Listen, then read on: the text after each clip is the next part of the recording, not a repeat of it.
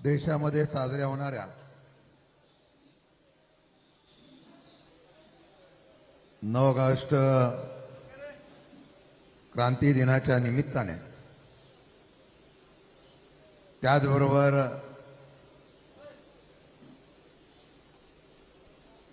आदिवासी दिनाच्या निमित्ताने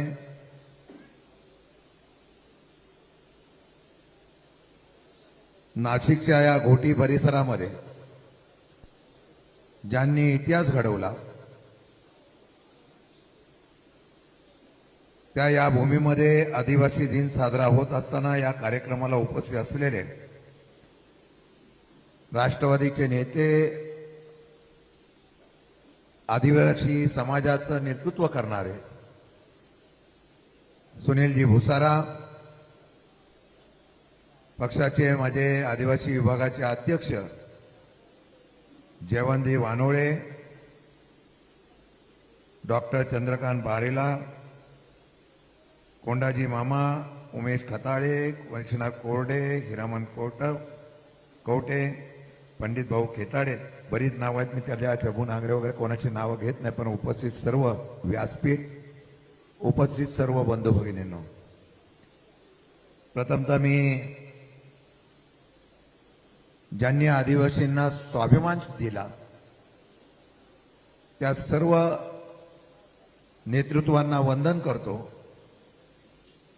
तिसरा मुंडापासून ते राघोजी भांगरेपर्यंत ज्यांनी देशाच्या क्रांतीसाठी बलिदान दिलं त्यांना वंदन करत असताना सह्याद्रीतल्या कुशीमधल्या असलेल्या इगतपुरी तालुक्यातली बाडग्याची माची या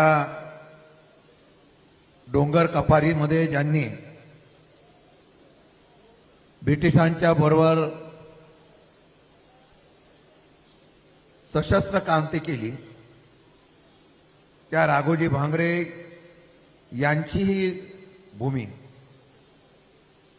या भूमीमध्ये येत असताना आदिवासींवर होणाऱ्या अन्यायाच्या संदर्भामध्ये त्यांनी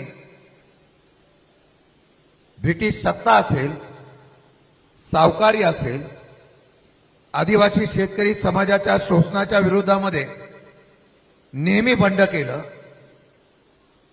संघर्ष उभा केला आणि वेळ पडली तर घनदाट जंगलाचा आश्रय घेतला. मी एवढंच सांगेन, त्यांनी एक संदेश दिला, अन्यायासमोर कधी झुकायचे नाही, स्वाभिमान कधी सोडायचा नाही आणि आपल्या समाजाच्या साठी सदैव लढायचे. म्हणून या असलेल्या शूरवीरांना अभिवादन करत असताना जल, जंगल, जमीन आणि स्वाभिमान हा जपण्याचा संकल्प ज्यांनी दिला, हा संकल्प टिकवण्याच्या बाबतीमधला आज नवीन आपण या ठिकाणी अध्याय सुरू करायचा, हाच विचार घेऊन आपण पुढे जाण्याचा प्रयत्न करूया. काही लोक एखाद्या समाजाला त्या ठिकाणी महत्व प्राप्त होत असेल तर त्याला वेगळा रंग लावण्याचा प्रयत्न करतात. आज आदिवासी दिन होऊ नये असे काही पक्ष प्रयत्न करतात. पण ज्यावेळेला समाज अशा प्रकारचा निर्णय घेतो आणि स्वतःच्या क्रांतीने आदिवासी दिन साजरा करतो, तोच खरा आदिवासी दिन असतो आणि तो 9 ऑगस्ट रोजी होतोय याचा आम्हाला निश्चितपणाने अभिमान आहे. आज 9 ऑगस्ट मी सकाळी 9 वाजता ऑगस्ट क्रांती मैदानावर गेलो. महात्मा गांधीने करो या मरोचा नारा दिला आणि करो या मरोच्या नारानेमून या देशामध्ये क्रांती झाली. त्याच दिवशी आदिवासी दिन होतोय. दोनांचा लक्ष एकच होतं, देशाची स्वतंत्रता, माणसाची स्वतंत्रता, लोकशाहीची स्वतंत्रता. आज देश स्वतंत्र झाला. आज जयवंतराव वानोळे मला इथं म्हणाले, मी मगाशी आलो, तरुण फार मोठ्या संख्येने होते, आमच्या महिला भगिनी, लहान मुली आदिवासी नृत्य आणि आदिवासी असलेल्या परंपरा जतन करण्याचा प्रयत्न करत होते. मला अभिमान आहे, काल यशवंतराव चव्हाण प्रतिष्ठानमध्ये आदरणीय शरदचंद्रजी पवार साहेबांच्या उपस्थितीमध्ये या राज्याचे मंत्री नरहरी झिरवळ यांच्या उपस्थितीमध्ये राज्याचा सांस्कृतिक वन विभागाचा कार्यक्रम झाला, आदिवासी विभागाचा कार्यक्रम झाला. आजही महाराष्ट्राच्या राज्याच्या कानाकोपऱ्यामध्ये नव्हे तर मुंबईच्या वेशीमध्ये ठाणा असेल, भिवंडी असेल, पालघर असेल, रायगड असेल, नव्हे तर विदर्भापर्यंत शहराचा विकास होतोय. पण जमिनी जात आहेत त्या आमच्या आदिवासींच्या जात आहेत. आजही या आदिवासींच्या जमिनीवर आमचा हक्क आहे का नाही याचा प्रश्न निर्माण होतो. एका बाजूला सरकार म्हणतं कसेल त्याची जमीन आणि दुसऱ्या बाजूला या आदिवासींच्या जमिनीचा अधिकार त्यांना मिळत नाही. ही दुर्दैवाची गोष्ट आहे. मी आपल्याला एवढंच सांगणार आहे, क्रांती लोकशाहीची होते. आज ही लोकशाही आहे का? याचसाठी आपल्या लोकांनी बलिदान दिलं का? याचसाठी आपल्या लोकांनी संघर्ष केला का? हा प्रश्न माझ्या येणाऱ्या पिढीसमोर उभा राहतो. आम्ही आदिवासी आहोत, परंतु आम्हाला वनवासी करण्याचा प्रयत्न कोणी करतोय.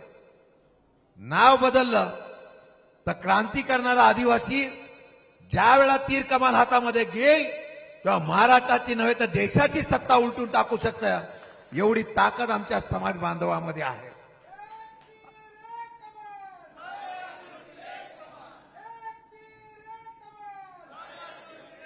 मी घोषणा देतो आता, एक तीर एक कमान.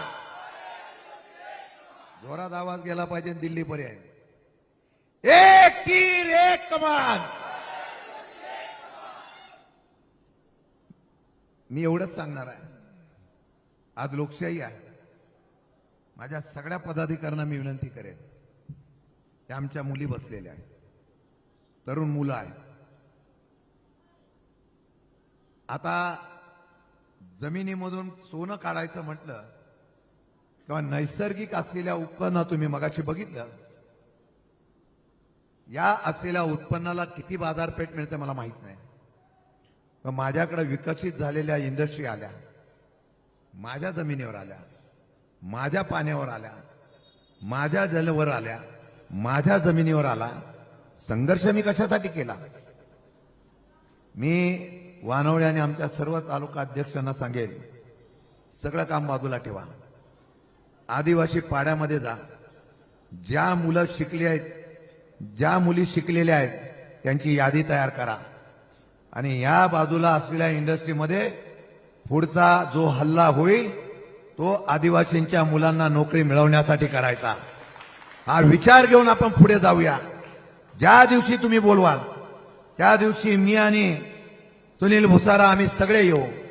निदान या भूमीमधून क्रांती झाली. दाट जंगलामध्ये लपून या ठिकाणी ब्रिटिशांना चलेजाव केलं, पण आता भांडवलशाही परत ईस्ट इंडिया कंपनी गेल्यानंतर वेगळ्या पद्धतीने येत असताना या असलेल्या कारखानदारीला पाठीशी घालायचे. पण आमच्या मुला मुलींना नोकरी उपलब्ध होत नाही. मी मगाशी एका अधिकाऱ्यांना फोन केला आणि विचारलं, स्थानिक म्हणजे कोण? त्यांनी मला सांगितलं, स्थानिक म्हणजे महाराष्ट्रातला कुठलाही. जमिनी माझ्या जात आहेत. माझी पुढची लढाई एवढीच असेल, 1 महिन्याचा कालावधी घेतो. 1 महिन्याच्या कालावधीमध्ये माझ्या या असलेल्या इगतपुरीच्या आणि या असलेल्या परिसरामधल्या आदिवासी मुलामुलांची यादी तयार करा. स्वतः मी आणि आपण सगळे जाऊ, प्रत्येक इंडस्ट्रीला भेटू, प्रेमाने सांगू, नाही झाले तर तीर कमान काढू आणि त्यांना आपण त्या ठिकाणी आपला हक्क मागून घेऊ. हाच खरा आज असलेला आदिवासी दिनाचा संकल्प असेल. आणि हा विश्वास ज्यावेळेला साध्य होईल त्यावेळेला आपण कोणाची वाट बघू नका. सरकार परवानगी देतं का नाही देतं, पण आदिवासी दिन यापेक्षा मोठ्या प्रमाणात साजरा करायचा.